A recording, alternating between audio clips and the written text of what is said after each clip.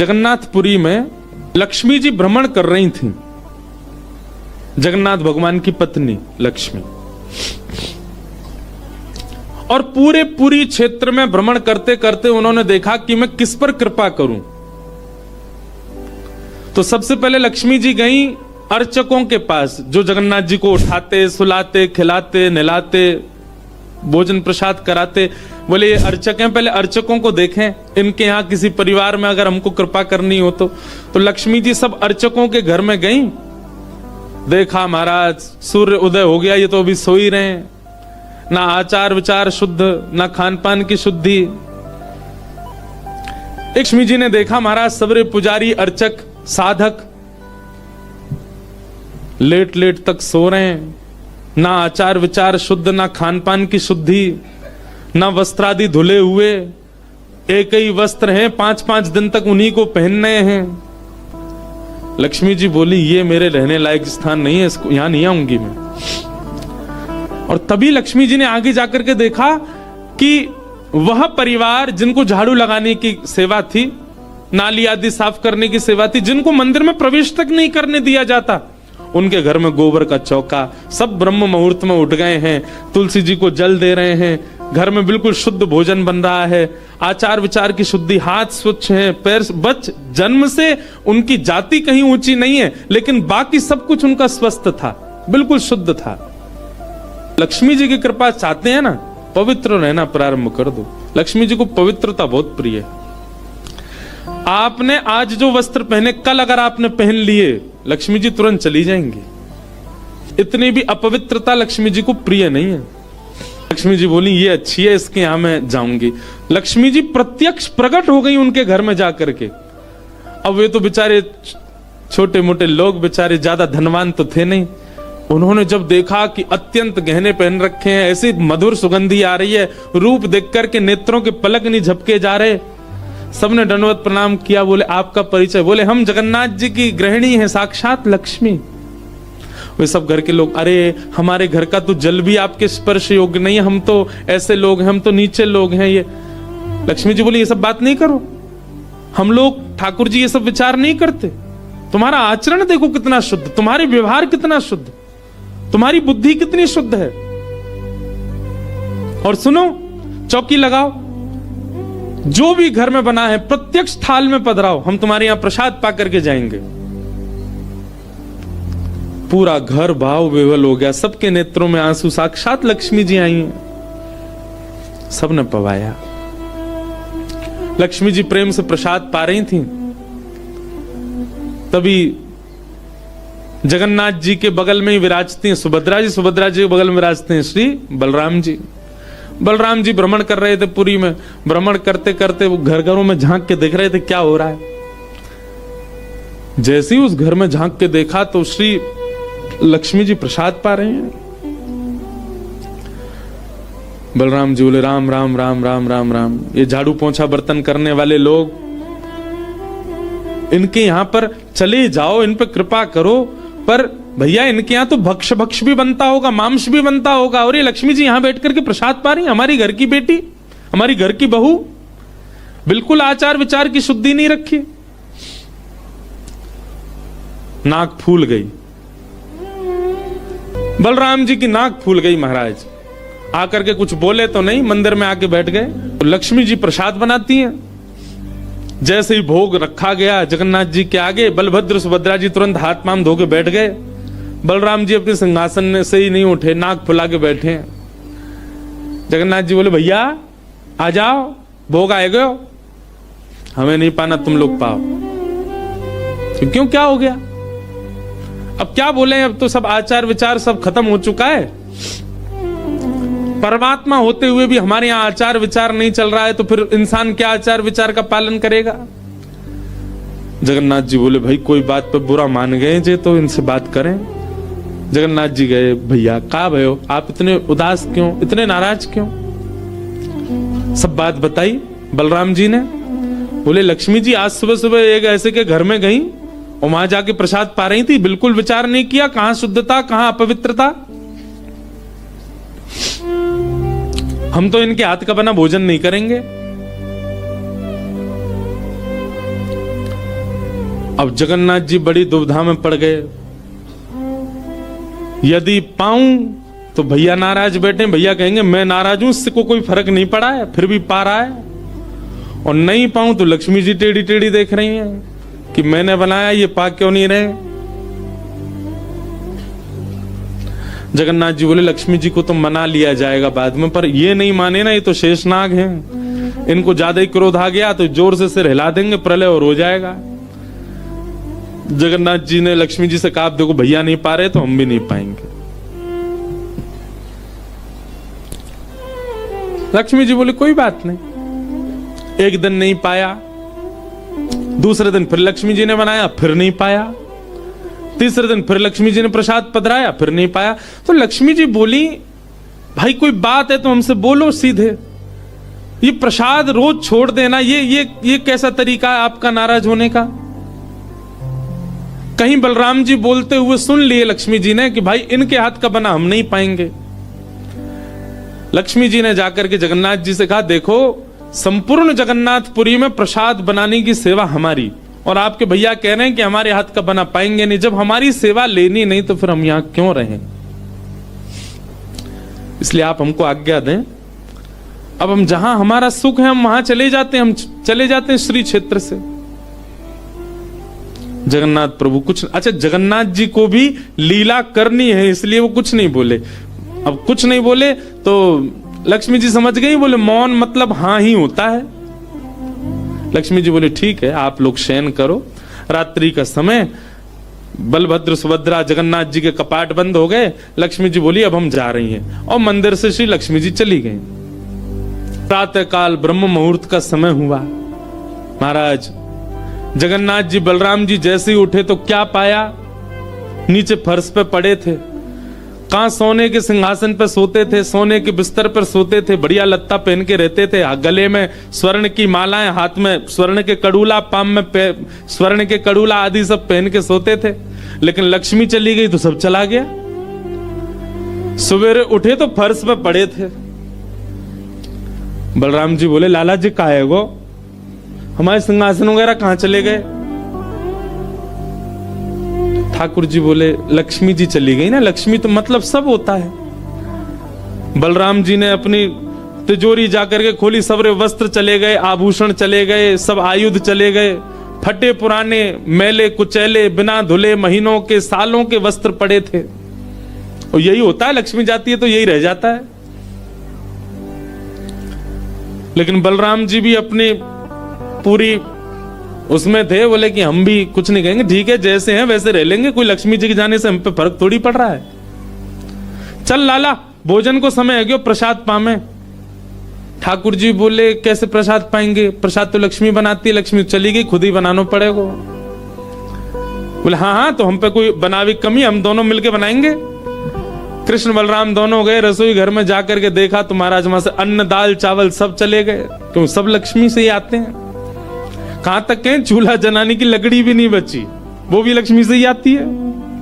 लक्ष्मी गई और सारी श्री लेकर के चली गई अपने साथ। अब तो दर्शनार्थी आने बंद हो गए, क्यों मंदिर की श्री भी चली गई। जगन्नाथ जी और बलराम जी चुपचाप बैठे हैं अपने सिंहासन पर, भूखे प्यासे बेचारे, आंख बाहर निकल आई। बलराम जी बोले लाला, बोले हाँ 2 दिन है गए लाला, भोजन ना एक कियो, और 2 दिन पहले गुस्सा में ना कियो, 4 दिन है गए, और कछु है भी ना, कहा करें। देखो इस बात को कोई ऐसे मत ले लेना, लोग सोचने वाले भी लेते हैं, बताओ महाराज जी कुछ भी बोल रहे हैं, वो साक्षात ब्रह्म है।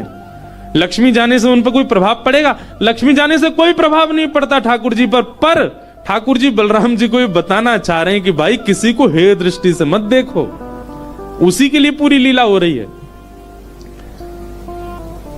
ठाकुर जी बोले दाऊ दादा एक काम है सके, बोले कहा, बोले समुद्र के किनारे स्वर्ग आश्रम है जहां पर लोगों की अंत्येष्टि होती है। बोले हाँ, मैंने एक बार देखा था वहां पे लोग कटोरा लिए बैठे रहते हैं और उनको कुछ ना कुछ मिल ही जाता है, आपकी आज्ञा हो तो वहीं चलें, कछु तो मिल जाएगा। लाला पूरी दुनिया काकेगी, बताओ कृष्ण बलराम क्या कर रहे हैं ये। बोले ऐसे थोड़ी जाएंगे, रूप बदल के चलेंगे, कछु तो मिलेगा, पेट तो नहीं भरेगा हमारा। लक्ष्मी जी तो आएंगी नहीं, नाराज होकर चली गई।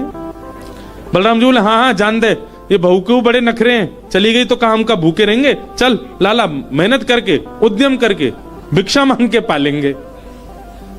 और श्री कृष्ण बलराम दोनों छोटे से बालक का रूप धारण करके गए और स्वर्ग आश्रम के बाहर कटोरा लेके बैठ गए, कोई कुछ तो दे जाएगा।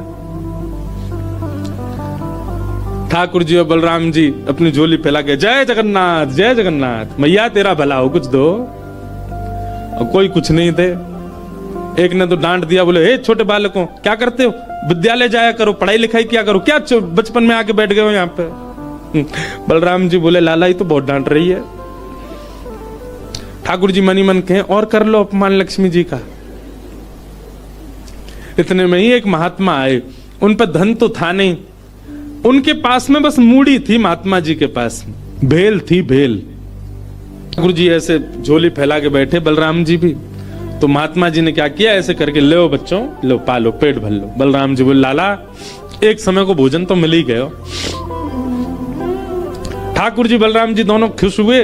लक्ष्मी जी ने दूर से देखा, ए पवन देव जोर से बहना प्रारंभ करो।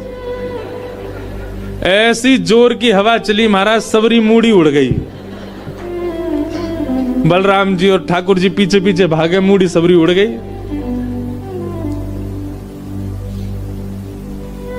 बलराम जी बोले लाला ये क्या हो गया।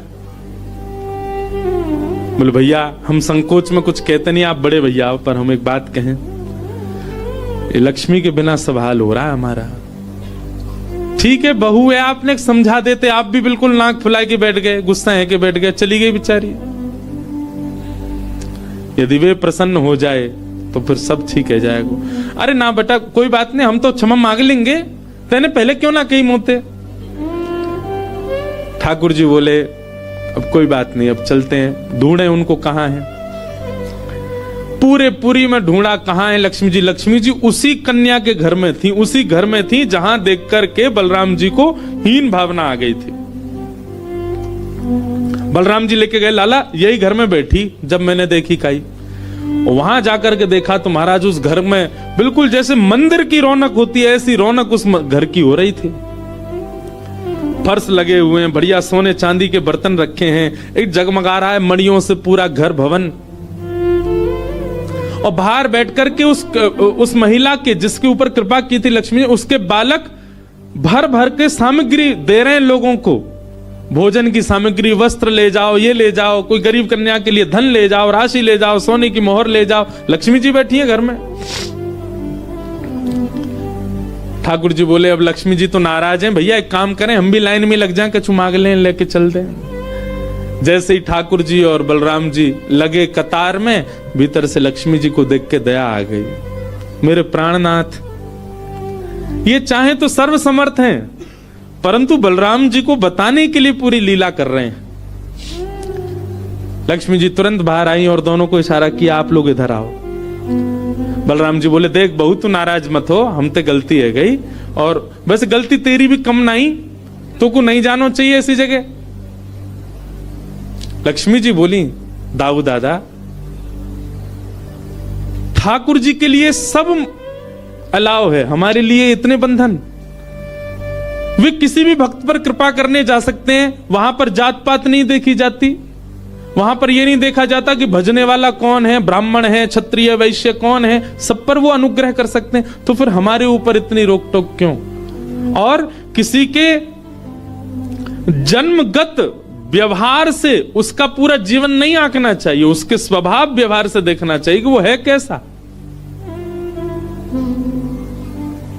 कहां आप कहते हैं कि ब्राह्मण सर्वश्रेष्ठ, और वो देर देर तक सो के उठ रहे हैं, उनके यहां शुद्धि नहीं, वस्त्र 4-4 दिन तक पहन रहे हैं, एक महीना एक ही धोती में निकाल रहे हैं।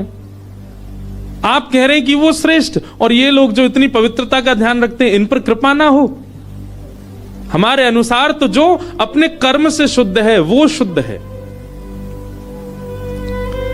बलराम जी और ठाकुर जी दोनों मान गए, जैसी आपकी इच्छा। बोले नहीं आज के बाद हम आपसे एक नियम चाहते हैं। क्या। बोले श्री जगन्नाथपुरी में नियम कर दीजिए। बोले क्या। जिस महाप्रसाद को ब्राह्मण पाएगा उसी महाप्रसाद को शूद्र भी पाएगा, दोनों को समान फल मिलेगा। और यहां महाप्रसाद का ऐसा नियम रखा जाए कि अगर एक ही पत्तल में दोनों बैठ करके पालें तो दोनों को समान पुण्य प्राप्त होगा। महाप्रसाद पाते ही, अन्य तीर्थों में तो बहुत साधन करने पड़ेंगे, पर पुरी में आकर के कोई एक तिनका भी यदि महाप्रसाद का पाले तो उसको सर्व साधनों का फल प्राप्त हो जाए। और किसी भी प्रकार से यह ना देखा जाए कि कौन किस वर्ण का है, वो स्वभाव से शुद्ध होना चाहिए। हम सबको हृदय लगावें। अगर ये सब आपको मंजूर हो तो मैं राजी हूं। राजी हुए और तब से श्री जगन्नाथपुरी में ये सब नियम नष्ट कर दिए गए। महाप्रभु जी सबके लिए सुलभ हो गए।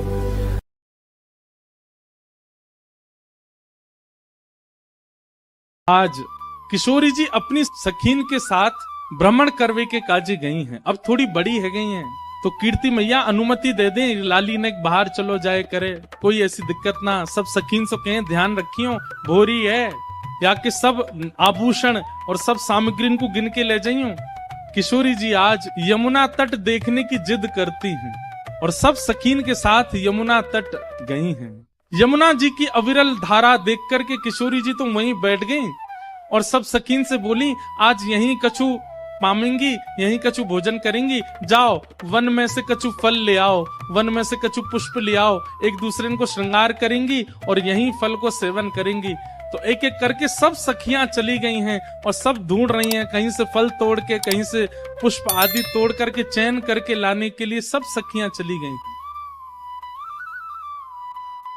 इतने में ही यमुना जी के उस पार नंद भवन है और नंद भवन से श्री ठाकुर जी खेलने के लिए आ रहे हैं यमुना तट पर। ठाकुर जी पहुंच गए। जैसे यमुना जी के तट पर पहुंचे, यमुना जी के तट पर जाकर के सामने की ओर देखा, बड़े बड़े नेत्र और माथे पे सुंदर रोरी को बिंदा लगाए करके, नील वसन पहन करके छोटी सी किशोरी जी बैठी हैं। ठाकुर जी बहुत देर तक तो मानो जैसे छिप करके आड़ में थी देखन लगे। सूर श्याम देखत ही रीझे। ठाकुर जी देखते ही किशोरी जी के मुखमंडल में ऐसे आसक्त हुए कि सब भूल गए। चक डोरी हाथ में लिए खड़े भये, गिर गई नीचे। और जो भी ठाकुर जी बड़े अदा में निकले ना, बड़े सज धज के निकले, बहुत स्वरूप साज सज्जा सब धारण करके निकले, बड़े कॉन्शियस रहे अपने स्वरूप के प्रति। लेकिन किशोरी जी को देख करके सब भूल भाल गए। ठाकुर जी किशोरी जी को देखा और देखते ही ठाकुर जी सोचने लगे, बोले अरे भैया मैं जाए के पूछूं तो सही जी कौन है, और जी कहाँ ते आई है, कहाँ इनको गांव है, कहाँ इनको नाम है, कैसे आई है, पूछूं तो। वहां सामने एक छोटी सी किशोरी जी बैठी है। यहाँ ठाकुर जी पीत वस्त्र पहन करके आए। किशोरी जी अपलक नेत्रों से यमुना जी को देख रही हैं। ठाकुर जी आए, थोड़ी आगे आकर के ऐसी अदा करन लगे कि किशोरी जी की नेक दृष्टि पड़े। कछु गान लगे, कछु करन लगे, कछु ऐसे इशारे करन लगे कि किशोरी जी की नेक दृष्टि पड़े लाला पे। इतने में ठाकुर जी के स्वर सुनकर के किशोरी जी ने नेत्र उठाए करके देखो, और जैसे ही किशोरी जी की दृष्टि पड़ी ठाकुर जी पर, ठाकुर जी पूछ रहे हैं, अरे गोरी तुम कौन हो, आप कहाँ रहती हो, आपके पिताजी कौन है, और मैंने पहले तो आपको कभी देखो नहीं यहाँ पे, इतने बरस मोह यहाँ रहते भय है गए। तो किशोरी जी बोली, हाँ देखे में लग रहे हो कि 50 साल के तो होंगे तुम। नेक्से से हैं, और नेक्सी सी किशोरी जी तो पूछ रहे हैं कि मैं इतने सालन ते आ रहा हूँ, मैंने तो आपको देखो नहीं, आपको घर कहाँ है और आपके पिताजी कौन है। किशोरी जी बोली, अरे हम वृषभानु जी की लाली हैं और बरसानो हमारो घर है, वहीं रंग महल में हम रहमे, और यहाँ हमारो खेलवे को कोई प्रयोजन नहीं है, हमारो भवन इतना बड़ा हम वहीं खेलती रहे। अरे जब ते जन्म भयो तब ते आज तक हमने तो अपनो पूरा भवन देखो ही नहीं, इतना बड़ा भवन है हमारे पिताजी को, हमें कहा जरूरत पड़ी यहाँ आके खेलवे की। ठाकुर जी बोले, तो फिर अपने भवन में ही खेल लो, काय को आई हो यहाँ पे, यहाँ काय को डोल रही हो, ऐसी छोटी सी हो, कोई हरण करके ले जाएगा तुम्हारो। किशोरी जी बोली, वो तो आज सखीन को मन हो कि यमुना तट पे चलें, या हमारे हम उनके संग आए गई हैं, बाकी तो या स्थान में हमारे बरसाने में मना करी गई है कि जमुना तट और जमुना के पल्ली पार जानो ही नहीं है। ठाकुर जी बोले, वो काहे को, बोले हमारे बरसाने में ऐसो कहमे कहा कि जमुना के तट पे और जमुना के पल्ली पार एक छोरा डोले, और वह छोरा को नाम तो मैं ना लूंगी, ऐसो सुनो, वह को नाम गावे तो प्रकट है जाए। ठाकुर जी बोले, अच्छा कोई और पता? हाँ, नंद जी को लाला है वो, नंद जी को छोरा, बाकी पिताजी को नाम नंद है। वाके काजे हमारे पूरे बरसाने में ऐसा हल्ला है कि वो चोरी करे, माखन की दही की चोरी करे। अब भैया पहले तो चोरी छोटी छोटी वस्तुन की होवे, धीरे धीरे फिर चोर निपुण है जाए तो बड़ी बड़ी वस्तुन ने चोरी करे। अब हमें तो ऐसा लगे वो नंद जी को छोरा दही और माखन की चोरी करे, कहीं हम यहाँ आ गए, हम तो बड़े घर की बेटी हैं, हमारे गले में ऐसे सुंदर सुंदर नवलखा के हार हैं, हमारे कानन में ऐसे महंगे महंगे कुंडल हैं, हमारे ऐसे ऐसे कड़ूला हैं, कहीं वाको मन आ गयो सब हरण करके ले गयो तो या हमारे, हम तो यहाँ आमे ही ना है वाके डर के मारे। इतने में ही ठाकुर जी नीची नजर करके सुनने बोले अच्छा। किशोरी जी बोली अच्छा तुमने देखो वो नंद जी को छोरा, तुम जानो भाई? ठाकुर जी बोले वैसे बहुत बदनाम है बेचारो, ऐसो है ना है वो। मैं तो भाई बहुत अच्छे से जानू वो ऐसो है ना है, बहुत सीधो है भोर है बेचारो। भाई यूं लगे कि घर में दही खाऊंगो, घर में मक्खन खाऊंगो, मेरी मैया बूढ़ी है गई है, वाकू दही बिलोनो पड़ेगो, बूढ़ी बाड़ी मैया की सेवा करनी चाहिए, वासो काम नहीं करानो चाहिए, या हमारे दूसरे के घर जाके दही खाया वे। और इन गोपीन ने वहां पे झूठ और चोरी को आरोप लगाई दियो। मैं तुम्हें सांची बता रहा हूं। किशोरी जी बोली जा तरीका से आप पक्ष ले रहे हो और जा तरीका से तुम्हारे नैन मटक रहे हैं, बातें तो यूं लग रही है कहीं तुम ही तो नहीं हो नंद के लाला। ठाकुर जी की मुस्कान देख करके किशोरी जी उठ के खड़ी हो गई, अरे तुम ही हो नंद के लाला, मैं अभी भाग रही हूँ, रुको। अरे अरे ललिता, अरे विशाखा कहाँ को चली गई? अरे देख वही चोर आए गए हो, जाके हम सब चर्चा कर रहे। ठाकुर जी दौड़ करके गए, सामने जाके बैठ गए हाथ जोड़ करके, और कहा कह रहे हैं तुम्हारो कछु चुरायो हमने? किशोरी जी बोली अभी तक तो नहीं चुरायो, आगे की पता नहीं है। ठाकुर जी बोले ये सब बात बना में, और तुमको देखो बातन में आए के विश्वास नहीं करना चाहिए, नेक मुझे समय दो। और समय कैसे दो? नेक देर मेरे संग खेलवे चलो, मैं तुम्हें खिला के लाऊंगा, और तुम मेरे संग खेल के आई हो, और शाम तक देखियो अगर तुम्हारो कुछ चोरी है जाए तो भैया तुम बड़े बाप की छोरी हो, तुम्हारे घर में कोई कमी तो होएगी ना। अगर मैं एक आध नग चुरा भी लूंगा तो तुम्हारे यहाँ तो बहुत सारो है, और यदि चोरी नहीं करूं तो फिर मुंह को अपनो सखा बनाए लियो, फिर हम दोनों रोज खेला करेंगे। अपनी चिकनी चुपड़ी बातों से किशोरी जी को अपनी ओर खींच लिया ठाकुर जी ने, और फिर इमोशनल ब्लैकमेल कर रहे हैं। कहा अब ठीक है कोई बात ना है, आपके मन में पहले से ही मेरे प्रति चोर भावना है, अब वाकु तो मैं दूर ना कर सकूं, ठीक है आप तो जाओ, आपकी तो बहुत सारी सखी हैं, ललिता विशाखा सबन को नाम आप ले रही हैं, उनके पास आप चली जाओ, मैं तो अकेला हूं, देखो मेरे तो कोई ग्वाल बाल भी नहीं है। और भाई बात ऐसी है कि ग्वाल बाल सबरे आए हैं, पर ठाकुर जी सबन को सौगंध दे दे कि उनकी मैया की बोले पीछे खड़े रही हो, मिलवे जा रहा हूं मैं, आई हूं मत वहां पे, सबरे ग्वाला खड़े छुप के, वो लाला को काम बन जाए बस, मैं तो अकेला हूँ, और मेरी तो चकडोरी भी गिर गई है जमुना जी में, अकेलो ही बैठ के चलो जाऊंगा अपनी मैया के पास। किशोरी जी इतनी भोली बेचारी, ठाकुर जी पर दया आ गई उनको, अरे ना तुम अकेले ना हो, तुम अकेले बताओ कहाँ चलें खेलवे। ठाकुर जी बोले पास में एक आम को बगीचा है, और वह बगीचा में बड़े सुंदर सुंदर आम लगे। ठाकुर जी ने मन में विचार करी अब किशोरी जी मिली हैं तो ने अपने जैसो गुण तो दे दूं इनको, और वहां में बड़े सुंदर सुंदर आम लगे हैं, और वो आम को बगीचा हमारे नंदराय बाबा को ही है, आप वहां चलो, बढ़िया पके पके आम तोड़ तोड़ के प्रेम से पामेंगे।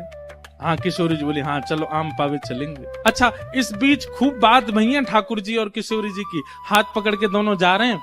किशोरी जी बोली अच्छा अपनो नाम तो बताए दो। ठाकुर जी बोले मेरो नाम है कान कुंवर। किशोरी जी बोली नाम तो बड़ो अच्छो है लेकिन इतनो बड़ो है मुझे याद ना है रो। किशोरी जी भी कितनी बोली है, बोले मुझे याद ना है रो।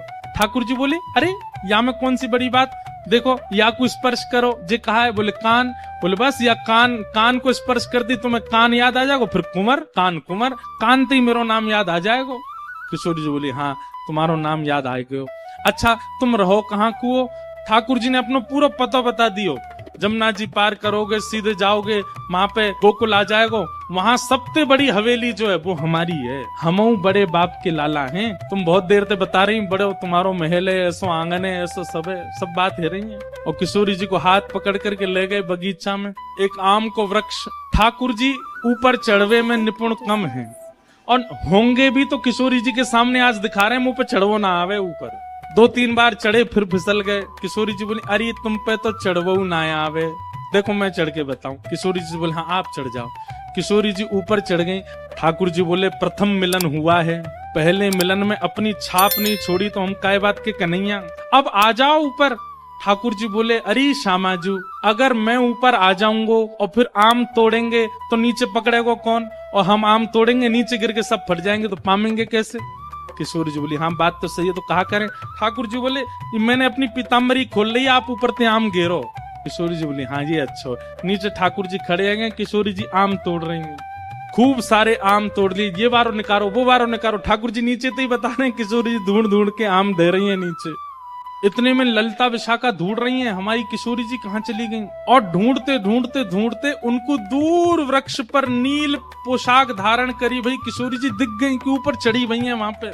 यहाँ ते ललिता विशाखा दौड़ी, ठाकुर जी को पता चल गई कि ललिता विशाखा आ रही ऊपर ते। किशोरी जी बोली, ये सब मेरी सखियां सबरी आ रही हैं, अभी इनको भी आम खमामेंगे। ठाकुर जी बोले, ये 8 और ये 9 और मैं 10वां, और आम उतर के आए 5। या को मतलब पहले तो यही पामेंगी और बाकी इनकी सबरी चतुर सखी ये सबरी पा जाएंगी, मुंह को कहा मिलेगो। सो ठाकुर जी ने कहा कियो, हे श्यामाजू, जे आम ने गंदे से है गए, मैं इनको जमुना जी में धोके ला रहा हूँ भाई। किशोरी जी बोली, हाँ हाँ चले जाओ। ठाकुर जी आम लेके गए और बगीचा संभालवे वालो जो माली हतो का वहां से जाके बोले, अरे तू पूरे दिन सोतो रे, बाबा ने यहाँ बगीचा में तू को रखवाली करवे को रखो है। अरे नाय लाला ऐसी बात ना, तेरी बाबा तो जाके शिकायत करूंगा। नाय कछु मत कहियो, देख 9 चोरनी आई हैं हमारे बगीचा में और सबरी आम चुरा चुरा के ले जा रही, मैं छीन के लाया हूं उनते। 8 तो नीचे उतरी आई, एक अबे ऊपर चढ़ी हुई है, जा देख ले उन्हें। इतने में ही महाराज बगीचा को मालिक आयो, आकर के जैसे ही माने जो दूर से चिल्लाना शुरू, अरे चोर आ गए चोर आ गए। इतने में ललिता विशाखा आई, जल्दी तो किशोरी जी को नहीं। किशोरी जी बोली, अरे वो कान कुंवर आए रहे होगो, कान कुंवर आए रहे होगो। ललिता जी बोली, भागो यहाँ से, जान बचाओ। जैसे तैसे किशोरी जी को लेकर के भागी वहां से। ठाकुर जी प्रेम से अब आनंद में आगे बोले, हाँ अब नेक बढ़िया है ना, छाप छूट गई नेक।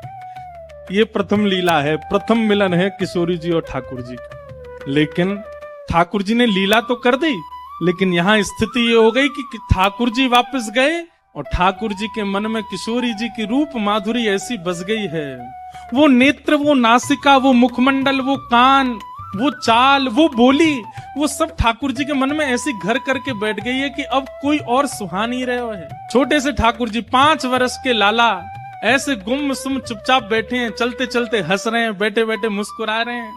जैसे एक प्रेमी की स्थिति हो जाती है, नेक से ठाकुर जी की वैसी स्थिति है। लाडे लाडे श्री सूरदास जी महाराज नित्य पद रचना करके गायो करते, और दर्शन के समय श्री गिरिराज जी में ऊपर श्रीनाथ जी के मंदिर में जाकर के सेवा किया करते। से चलो जाते अपने अपने कक्षन में, और ठाकुर जी खिड़की से निकल करके दौड़ के जाते सूरदास जी की कुटिया में। सूरदास जी को दिखाई तो देवे ना है, चुपचाप ठाकुर जी जाकर के बैठ जाते और कोने में विराजमान है करके थोड़ी पे हाथ धर के सूरदास जी को देखते ही रहते बस। सूरदास जी नए नए पद बना बना करके गायो करते, ठाकुर जी बैठ करके उनको श्रवण करते रहते। अच्छा एक बात बताऊं, पता तो सूरदास जी को भी है कि ठाकुर जी आते हैं। तो जैसे ही गुसाई जी आरती करके बाहर गए, कपाट बंद गए, शामा शाम दोनों बिलग गए। किशोरी जी बोली, मैं सबरी सच्चाई बताऊंगी गुसाई जी को। बोलो कहा बताओगी? बोले सब झूठ बोलो तुम सपनों अपने के कि मधुमंगल श्री रामा, मुझे पता है तुम कहीं खिड़की तने करके जाओ कोई के पास, और मुझे सब पता मैं गुसाई जी को बताऊंगी। ठाकुर जी चरण, श्री जी मान जाओ, मत बताइयो, तुम जो कहोगी सो करूंगा, मत बताइयो। किशोरी जी बोली एक शर्त है। बोले तुम जो कहोगी सो करूंगा, तुम बताओ कहाँ करना है। श्री जी बोली कल ते मैं चलूंगी संग में तुम जहां जाओ मां मुंह को लेके चलो। ठाकुर जी बोले जे ना है सके। बोले चो ना है सके? बोले आप बड़ी बड़ी करुणामयी हैं, बड़ी दयालु हैं, मैं तो जाऊं बा बेचारे लोग भक्तन ते मिल मिला के आ जाऊं, उनके बेचारे इनके दीन दुखन को देख करके सब कुछ दे दोगी उन्हें, या हमारे मैं आपको अकेले छोड़ के जाऊं यहीं पे, आप मत चलियो। श्री जी बोली तो ठीक है, मैं गुसाई जी को बता रही हूँ। ठाकुर जी बोले ना ले जाऊं तो ये गुसाई जी को बता देंगे, और गुसाई जी को पता चल गई तो गुसाई जी मेरा आनो जानो रुकवा देंगे। ठाकुर जी बोले आपकी एक शर्त मैं मानूंगा, वो एक शर्त आप मेरी मानो। बोले कहा? बोले मौन जाओगी, मौन आओगी, कछु नहीं कहोगी ना करोगी वहां पे। श्री जी बोली ठीक है, कछु ना करूंगी। ठाकुर जी बोले मैं विश्वास ना है रो, आप पे मुझे भरोसा ही ना है, नेक बाहर जामेंगी देखते ही ऐसी पिघल जामे। बोले ना मैं बिल्कुल ऐसे रहूंगी आपकी जैसी, जैसी जाऊंगी वैसी आ जाऊंगी। ठाकुर जी बोले ठीक है। दूसरे दिन ठाकुर जी श्री जी को लेकर के गए। कैसी कृपा सूरदास पर। सूरदास जी की कुटिया में चुपचाप चोरन की भांति ठाकुर जी घुस गए और श्री जी घुस गए, और दोनों एक कोने में बैठे हैं थोड़ी पे हाथ धर के, और ठाकुर जी हाथ पांव जोड़ रहे हैं। वो रोइयो मत, भावुक मत होइयो, जे कछु गावे हो तुम नेक में ही ऐसी है जाओगी, तो चुप रहो ना, मैं बैठ रही सुन नहीं हूं बस। सूरदास जी ने गानो प्रारंभ किया, और जैसे ही गानो प्रारंभ किया, आहा, श्री जी के तो भाव नेत्र सजल है गए। ठाकुर जी तो कह रही हैं जाकू नेत्र दे दो। अब ठाकुर जी बोले मैंने मना करी ना, ये सब ना होगो, ये सब ना करनो है। अच्छा ठीक है, कोई बात ना, गान दो। श्री जी समझ गई जे तो कृपा करेंगे ना, मोइये कछु करना पड़ेगा। सूरदास जी अपने भाव गा करके और तुरंत अपनी लठिया दौड़ करके उठ करके खड़े है गए और अपनी कुटिया से बाहर जाने लगे। ठाकुर जी बोले चलो श्री जी अब समय है गयो, हम भी मंदिर चलें, गुसाई जी अभी कपाट खोल देंगे, आरती होएगी, व्यवस्थित रहना पड़ेगा। श्री जी बोली अभी तो समय है, ये सूरदास बेचारो अकेलो जा रहा है आगे आगे, या कि पीछे पीछे चल के देखो तो सही जाएगा कहाँ। ठाकुर जी बोले मैं तुम तो पहले ही मना कर रहा हूं, ये सब मत करियो। श्री जी बोली अब नेक देर की बात हो रही है, चल दो या के संग। सूरदास जी आगे आगे चल रहे हैं, पीछे श्यामा श्याम दोनों निहारते हुए चल रहे हैं। तभी एक बहुत गहरो गड्ढा आया सामने। सूरदास जी जब गड्ढा की तरफ जान लगे, जैसे ही जान लगे श्री जी बोली अरे अरे ये देखो गड्ढा में गिर जाएगा, अरे याकू जल्दी जाके रोको। ठाकुर जी कह रहे नहीं श्री जी बिल्कुल नहीं, वाकू गिरन दो, अपने आप संभलेगा, तुम बिल्कुल मत जाओ। अरे तुम कैसे हो बेचारो, गिरवे वाला हो, वाकू लग जाएगी वाकई। दोनों में ऐसी बात चल रही, इतने में सूरदास जी गिर गए गड्ढा में। ठाकुर जी बोले जल्दी चलो, मंदिर खुलवे को समय है क्यों। श्री जी बोली पहले याकू बाहर निकालो, ये जब बाहर आ जाएगा तब जाऊंगी। ठाकुर जी बोले देखो मान जाओ। बोले ठीक है तुम अकेले चले जाओ, मैं तो ना जा रही, मैं तो याकू निकाल के जाऊंगी। अब श्री जी के बिना ठाकुर जी कैसे जाएं। ठाकुर जी बोले मैं तो पहले ही मना कर रहा हूं, मत चलो, मानो ना हो, मैं तो जानू ना आपकी बातन ने, ऐसी कृपा कर दें कोई पे भी। बोले कोई पे भी। सूरदास है बोले मैं जानू, पर यहाँ पे अभी कृपा ना करनी, कछु दिना और याकू ऐसे ही रहने दो। श्री जी बोली ना मुंह पे ना देखो जा रहो, अब ऐसा हो जाएगा या पे बिना कृपा किए गए तो श्रीनाथ जी के आधे नेत्रन में आंसू ही रहेंगे, श्री जी रुदन करती रहेंगी। बोले मैं सुख से विराजनो चाहूं, वाकई नहीं, पहले यहाँ पे कृपा करके चलो। श्री जी ने अपनी चुनरी दी और ठाकुर जी ने अपनी कारी कमरी वहां में बांध दी, और ऊपर से ठाकुर जी वह गड्ढा में चिल्ला के करें बाबा बाबा शब्द सुनते ही सूरदास जी के तो रोंगटे खड़े है गए। बोले जे कौन बोल रहा है। अरे कौन है भैया। अरे बाबा मैं हूं, यहीं पास के गांव का हूं, गोपाल। बोले अच्छा भैया कहा कह रहे हो। बोले आप गिर गए हो, मैं आपकी मदद कर दूं, बाहर आ जाओ। सूरदास जी बोले कैसे आऊंगा बाहर भैया, मैं तो बहुत गहरो गिर गए हो। ठाकुर जी बोले मैंने अपनो पटका डाल दियो बाबा, बाकू पकड़ लियो, पकड़ के ऊपर आ जाओ।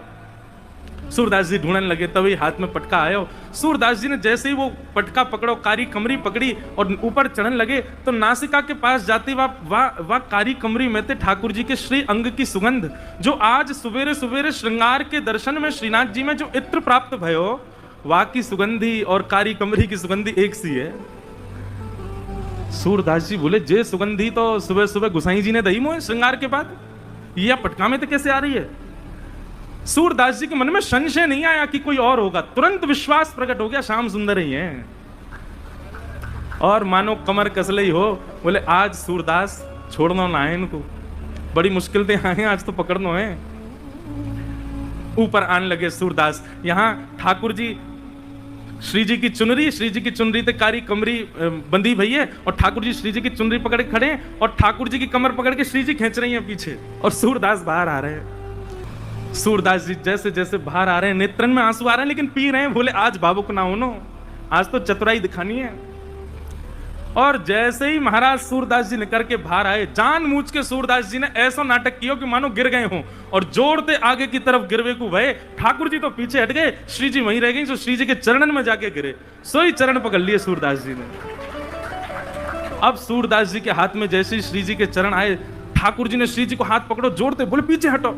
अब पीछे श्री जी हटी तो श्री जी के पामन को नूपुर सूरदास जी के हाथ में रह गए। सूरदास जी ने चुपचाप छुपाए के यहीं धर लियो। ठाकुर जी बोले श्री जी जल्दी चलो, मंदिर खुले बारो, गुसाई जी अभी मंदिर खोल देंगे। श्री जी चलन लगी तो बोली जय जय, मेरे एक नूपुर की ध्वनि ना आ रही, कहीं गिर को दिख है। ठाकुर जी बोले दूसरा दिलवाए दूंगो, अब चलो जल्दी। श्री जी बोली ना मुंह को तो वही चाहिए। ठाकुर जी बोले यही मारे ना लेके आ रहा हूं आपको। अब पीछे मुड़ के देखिए तो सूरदास जी वह नूपुर को ऐसे कान से लगाए करके वह की ध्वनि सुन रहे हैं, देख तो सके ना है, वह की कोमलता को अनुभव कर रहे हैं। वह बाबा के पास में जय जय वहीं चलो। ठाकुर जी बोले अब यही पर रहने दो, मैं दूसरी दिलाई दूंगा तुम्हें, अब चलो जल्दी, मंदिर में खुल जाएगा। नहीं तो बोले ना मुझको तो यही चाहिए। बाबा अरे भैया कौन है? बोले मैं ही हूं गोपाल, अब ही जाने आपको बाहर निकालो। अच्छा भैया कहे कहा बात है? बोले बाबा मेरे संग मेरी सखी आई, बाको नूपुर गिर गयो, आपने दल लियो अपने पास, बाकू दे दो। सूरदास जी बोले जे नूपुर? बोले हम बे। बोले जे तो वाको है जो मेरे मुंह को निकार में आयो का। बोले बाबा मैं वही तो हूं। बोले मोहे का पता भैया तू वही है, मुंह दिखाई तो देवे ना है। अरे बाबा मान जा जे हमारो ही नूपुर है। बोले अच्छा तेरी सखी के पास एक नूपुर होगा, एक नूपुर तो मेरे पास है।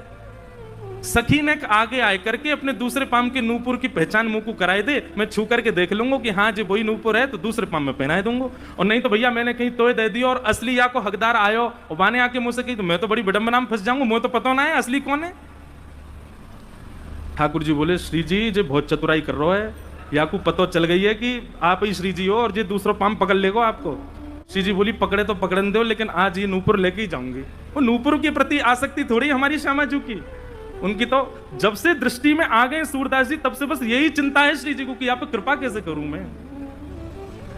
श्री जी आगे बढ़ने लगी, ठाकुर जी पाम पूछो, तुम्हारे पाम पूछो या के पास मत जाओ पकड़ लेगो।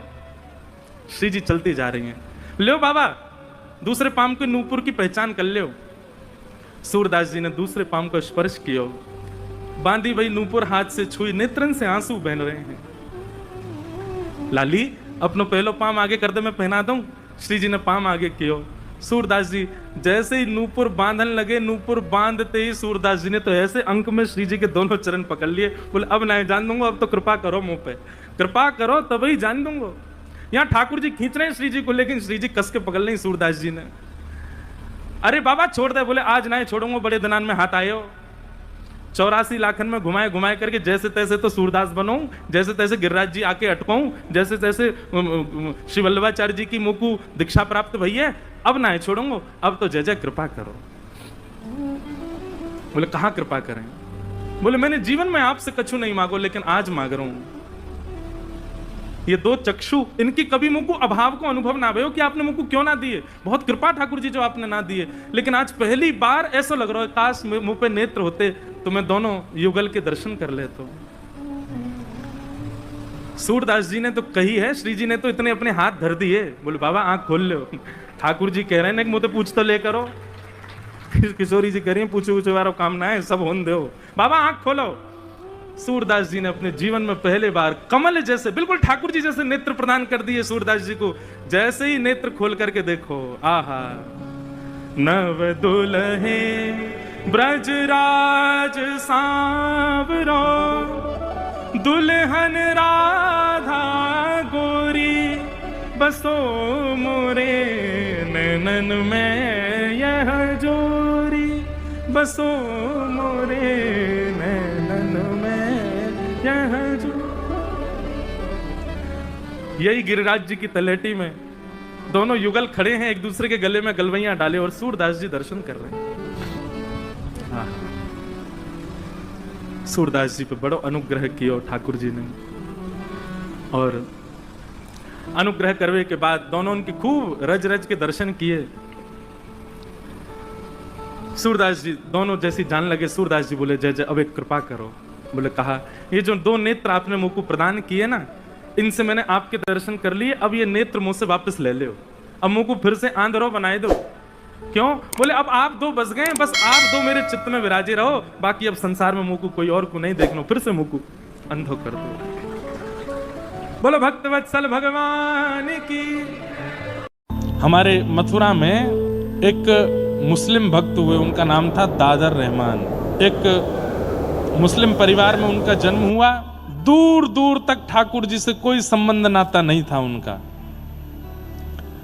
मदरसा पढ़ने के लिए जाते थे, लेकिन बड़े सीधे थे, मन बड़ा निर्मल था इनका। भले ही मुस्लिम परिवार में जन्मे थे, लेकिन ईद आदि के मौके पर जब हिंसा होती थी तो ये अपने घर में छुप करके बैठते, बहुत रोते। इनकी माँ बोलती क्यों रोते हो, मुझसे देखा नहीं जाता, आप जीव को क्यों मारते हो, उसको भी तो जीने का अधिकार है। कोई व्यक्ति हमारे पेट को भरने के लिए थोड़ी जीवित होगा। तो जो मदरसा जाने का रास्ता था, उस रास्ते में एक मंदिर पड़ता था, पर मंदिर के बाहर एक लकड़ी की एक आड़ जैसी थी, ताकि चलते फिरते लोगों को सीधे ठाकुर जी का दर्शन ना हो। जिसका मन हो वो भीतर आके दर्शन करे। पता नहीं कैसे एक दिन रात्रि में वो लकड़ी की जो आड़ थी वो टूट गई।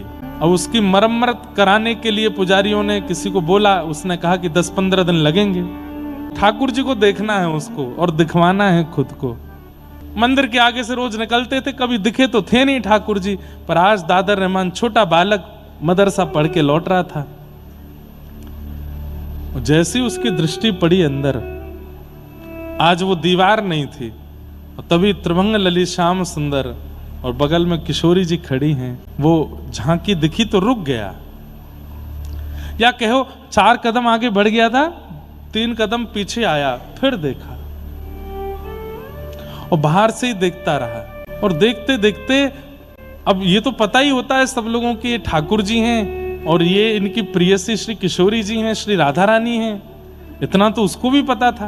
अच्छा, ये हिंदुओं के भगवान हैं, कितने प्यारे हैं, इनका मुखमंडल कितना सुंदर है, इनके नेत्र कितने प्यारे हैं, इनके गाल कितने सुंदर हैं, इनके हाथ कितने सुंदर हैं, ये खड़े कितने प्यारे हैं, कैसे त्रिभंग लली ऐसे बन के खड़े हैं। वो बस ये, उसको कुछ और नहीं पता है, वो केवल झांकी देख रहा है। देखता रहा, देखता रहा, देखता रहा। थोड़ी देर बाद कुछ ब्राह्मण लोग वहां आ गए, और उन्होंने जब उसको मंदिर के अंदर देखते हुए देखा तो ऐसे थोड़ा घूर करके उसकी ओर देखा, तो डर के मारे वो वहां से चला गया। लेकिन घर गया, अब वो पानी भी पी रहा है। पानी पीने में कितना लगता है, 5 सेकंड, लेकिन वो मुख से लगाए पात्र को बस सोच ही रहा है। कैसी छवि थी, पोशाक कितनी अच्छी थी, बाल कितने सुंदर थे, नेत्र कितने अच्छे थे। मां घर से बाहर बार बार जाने नहीं देती थी, मौका ढूंढ रहा है, मैं कैसे दोबारा जाऊं। तो एक ही उपाय था, कल जब मदरसा जाऊंगा तो फिर देखूंगा। तो बस रात भर यही है, रात्रि तुम जल्दी जाओ, जल्दी से सुबह उदय हो। सूर्य उदय होते ही पिताजी ने बैठा दिया, नमाज पढ़ो। तो जो भी क्रम था वो अपना करने लगा। बस उसको तो उत्सुकता थी। माँ ने बाल भोग बनाया था, मुझे भूख नहीं, मैं जा रहा हूँ, आज मौलवी जी ने जल्दी बुलाया है, मैं जा रहा हूँ। चला गया। कोई मौलवी ने जल्दी नहीं बुलाया था, उसको देखना था। मंदिर के बाहर खड़े होकर फिर देखने लगा। कल तो देख करके कैसे तैसे चला गया। अब मंदिर के बाहर मुख्य रास्ता था, वहां कुछ ठेले दुकानें आदि कुछ लगी थी। तो कभी किसी दुकान पर बैठ करके वहां से कुछ सामान लेके खाने लग जाए, देखने के लिए बहाने ढूंढे। कभी किसी दुकान पर खड़े होकर वहां से देखे, कभी कहीं खड़े होकर के देखे। अब तो मदरसे का समय हो गया, समय पूरा हो गया। बालक वापस लौट के घर जाने लगे और दादर रहमान वहीं खड़े खड़े ठाकुर जी को देख रहा है। एक इनके चाचा का बेटा था, उसका नाम था कासिम। उसने आकर के देखा, हे तू आज वहां नहीं आया, मौलवी जी पूछ रहे थे। तो अपने आंसू पोंछे, आंखें लाल पड़ी थी। नहीं कुछ नहीं, बस ऐसे ही थोड़ा बुखार था। बुखार था तो घर पे होता, तो यहां क्या कर रहा है, बाजार में घूम रहा है। कासिम को बुलाया, बोले इधर आओ, मुझे ना कोई अच्छा लग गया है, और क्यों लग गया है मुझे नहीं पता है। अब मुझे डर भी लग रहा है कि कहीं ये अच्छा लगना बुरा तो नहीं है। बोले कौन अच्छा लग गया है? अपने बगल में अपने चाचा के भाई को, बेटे को खड़े, कासिम को खड़े करे, बोले वो अच्छा लग गया है। सामने देखा जैसे त्रिभंग ललित श्याम सुंदर। कासिम बोला, अरे बाप रे, तू क्या कर रहा है, तू इसको देख रहा था सुबह से? बोले हाँ। अरे, बोले पाप लगेगा, चल यहां से। लेकर के गए, बोले कि इसका पता नहीं चलना चाहिए तेरे पिता को और मेरे पिता को। घर में किसी को भी पता चला तो हम लोगों को काट दिया जाएगा, मार दिया जाए। तुझे पता नहीं है कितना बड़ा अपराध है ये? बोले इसमें अपराध क्यों है? वो कितने सुंदर हैं, तूने देखा उनको? उनके मुख देखे, उनके गाल देखे, नेत्र देखे, कितने सुंदर हैं। और उनकी जो प्रियसी राधा रानी, उनकी तो मैं क्या कहूं, वो कितनी सुंदर थी। ये सुंदर हैं तो ये देखने में क्या अपराध हो सकता है? कासिम बोला, देख खबरदार, तू खुद कुछ कर रहा है अपराध, मुझसे भी करवाएगा। नहीं करना, नहीं देखना, मैं घर पे नहीं बताऊंगा, लेकिन कल से मत करना ये सब। कासिम को कुछ खाने के लिए कुछ चीज अच्छी लगती थी बाजार की, तो दादर रहमान वो खरीद लाया। अपने चचेरे भाई को वो सामग्री दी खाने की, खुश हो गया, अरे वाह तू मेरे लिए लाया। बोले कि मैं तुझे एक शर्त पे दूंगा। बोले क्या? मुझको देखने दिया कर, घर पे किसी को पता चलना नहीं चाहिए, मैं पढ़ने नहीं जाऊंगा मदरसे में, मुझे बस उनको देखना है, तू घर पर नहीं बता। तो बोला नहीं नहीं ये नहीं होगा। बोले देख आज 1 दे रहा हूं, कल 2 सामग्री दूंगा, परसों 4 दूंगा, तुझे रोज खिलाऊंगा, घर पर नहीं बताना। कैसी अद्भुत लीला है। तो कासिम घर पे ना पता चले इसकी पूरी व्यवस्था करता था, और वहां जाके मौलवी जी को रोज बोल देता था वो तो बीमार पड़ा है, उसको तो कुछ पेट में दिक्कत हो गई है, उसको ऐसा हो गया है वैसा हो गया है, इसलिए वो नहीं आ रहा है। 4-5 दिन निकलने के बाद कासिम बोले देख आज मौलवी जी कह रहे थे अगर दादर नहीं आया तो मैं उसके घर जाके देख के आऊंगा उसको, भाई क्यों नहीं आता है वो। तो दादर रहमान दूसरे दिन चला गया पढ़ने। 4-5 दिन बाद तो मौलवी जी ने बैठाया, बोले कहाँ था तू, क्या था, क्या कर रहा था? तो सब उसने झूठ वूठ बोल के किया। अचानक से उसने पूछ लिया, बोले मौलवी जी एक बात बताइए। बोले क्या? एक काफिरों के भगवान को अगर देख लेते हैं तो उससे कुछ होता है क्या? तो मौलवी जी बोले ऐसा क्यों पूछते हो तुम, देखा है क्या तुमने? नहीं नहीं मैंने देखा नहीं, बस पूछ रहा हूं। हम मथुरा में रहते हैं, यहाँ चारों तरफ उनके मंदिर हैं, कभी दिख जाए तो और बड़े उन्होंने नियम बता दिए, ये ऐसे नमाज करना, फिर ये करना, ये वाला क्रम करना पड़ेगा, वहां तुम्हारा तीर्थ है वहां जाकर के ये करना पड़ेगा, और ऐसा कर रहे हो तब जाकर के उसका जो पाप होगा वो निकलेगा। दादर रहमान बोला बहुत कठिन है, नहीं करना मुझे। मैं देखने में ही राजी हूं, ज्यादा से ज्यादा पापी लगे, मरने के बाद जन्नम में जाना पड़ेगा। बोले मरने के बाद ही तो जाएंगे, जब तक जीवित हूं तब तक देख लेता हूं, जन्नम ही तो जाना पड़ेगा, देखना नहीं छोड़ पाऊंगा। कासिम ने एक दिन कहा, बोले देख तेरा बहुत ज्यादा हो गया है ये, तू रोज रोज यहाँ खड़े खड़े और तू रोने लग गया आजकल, तुम्हारा रोता रहता है, ऐसे में ठीक नहीं है, मैं तेरे पिताजी को बता दूंगा। बोले मत बताना, बहुत मारेंगे और दर्शन करना बंद करवा देंगे, मुझे बहुत अच्छा लगता है इनको देखना। बोले मैं बताऊंगा। और कासिम ने जाकर के घर पर बता दिया कि दादर रहमान एक मंदिर के बाहर खड़े होकर दर्शन करता है। ये नहीं बताया रोज करता है, बस इतना कह दिया कि आज किया था, मैंने देख लिया था। इतना मारा पिता ने, इतना मारा कि हाथ की चमड़ी उधर गई। दादर रहमान बोले तू इनके भगवानों को देखेगा, ऐसा करेगा, ये करेगा, रोते रहे। घर में बंद कर दिया। बोले अब तू नहीं जाएगा पढ़ने के लिए। माँ ने समझाया, बोले कि हम मथुरा में रहते हैं, यहाँ चारों तरफ हिंदू ही हैं, अगर किसी की संगति में आकर के उसने गलती कर दी तो आप इतना क्यों मार रहे हैं उसको? तो उन्होंने समझाया, बोले 1-2 दिन नहीं करूंगा ऐसा तो ये बिगड़ जाएगा, करने दो। माँ पूछती है पानी पियोगे? बोले नहीं। भोजन करोगे? बोले नहीं। दर्द हो रहा है तेरे हाथ में लग गई? बोले नहीं। तो फिर? माँ आंखों में दर्द हो रहा है। बोले क्यों? उनको देखना है। माँ तू मेरे साथ चल के देख तो सही, वो कितने सुंदर हैं, उनका स्वरूप, उनका श्रृंगार, उनका तू रूप देखेगी ना माँ, तू भी मोहित हो जाएगी। माँ तो घबरा गई, बोले ये हमारे घर का बेटा, इसको क्या हो गया? ये 2-4-10 दिन तक दर्शन नहीं करने दिए, घर से बाहर नहीं जाने दिए। तो दादर रहमान को लगा अब मुझे नाटक करना पड़ेगा, तभी मैं घर से निकल पाऊंगा। तो एक दिन सुबह उठ के नमाज अदा करने लगे। पिताजी को लगा कि नहीं सुधर गया। पिताजी से जाके बोले पिताजी आज के बाद नहीं करूंगा, मुझसे गलती हो गई और मैं अब पूर्ण तरह जो हम लोगों का है उसका ध्यान रखूंगा। बोले हाँ बस यही बात, अब तुम मदरसा जाता है। और जैसे जैसे वो मंदिर समीप आता है मन में बस स्थिति होती है, और दूर से ही बोलता आ रहा है, वो नाम भी नहीं जानता ठाकुर जी का, वो बस ये जानता हिंदुओं के देवता।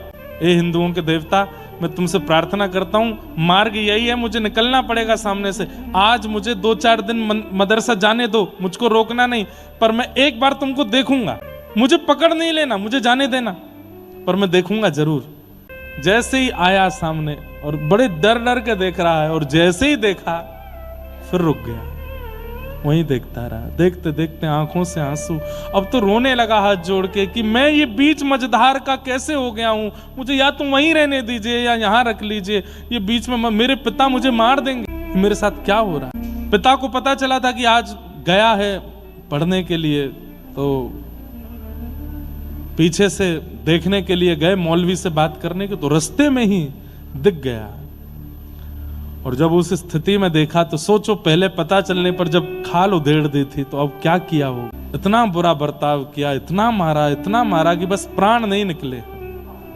पूरा मुख सूज गया, हाथ सूज गए, पैर सूज गए, और तब भी रो रहे हैं दर्द से नहीं कि मैं उनको देखे बिना रह नहीं पा रहा। और वो अपने पिता को समझा रहे हैं, इसमें मेरा कोई वश नहीं है पिताजी, पता नहीं क्यों मेरे नेत्रों को वो सुहा गए। मौलवी बुलाए, झाड़ फूंक करने वाले बुलाए, तंत्र मंत्र करने वाले बुलाए कि हमारे बेटे पर कोई ऊपर का साया है, ये उनके देवता को देखता है। इतने सारे तावीज पहना दिए, गले में हाथों में गंडे पहना दिए, पैरों को सांकर से बांध करके घर में रखा कि वहां चला ना जाए। तंत्र मंत्र वाले आ गए, झाड़ फूंक करने वाले आ गए। अब तो स्थिति ये हो गई, बिना नाम जाने, बिना कोई यज्ञ तप जप जाने, कुछ नहीं पता है प्राप्ति के लिए करना क्या पड़ता, कुछ भी नहीं आता है, लेकिन बैठे बैठे बस हंस रहे हैं। पूछते हैं तंत्र मंत्र करने वाले, कौन है तेरे सिर के ऊपर, कौन है? तो बोले, घर से निकल के जब मदरसे के रास्ते पर जाओगे तो बाएं हाथ पे एक मंदिर पड़ेगा, वहां जो खड़े हैं वही हैं, वही हैं, तन में, मन में, जीवन में, बुद्धि में, चित्त में, नेत्रों में, बस उनके अलावा कुछ नहीं, उन्हें देखना है। अब तो वो प्रार्थना करने लगे ठाकुर जी से कि नाथ अब मैं नहीं रह पाऊंगा, अब मेरी स्थिति कुछ ऐसी हो गई है कि मैं कुछ जानता भी नहीं आपके बारे में, मुझे आपका नाम भी स्पष्ट नहीं पता, बस देखने की इच्छा है मेरी, अब कृपा। और बस एक दिन मौका पा करके पहुंच गए मंदिर के बाहर, प्रतीक्षा कर रहे हैं कि मंदिर खुले, दर्शन हो। घर से भाग करके मौलवी आदि सब ढूंढ रहे हैं कहाँ हैं, छुप करके बस प्रतीक्षा कर रहे हैं, एक बार झलक दिख जाए प्राण त्याग दूंगा।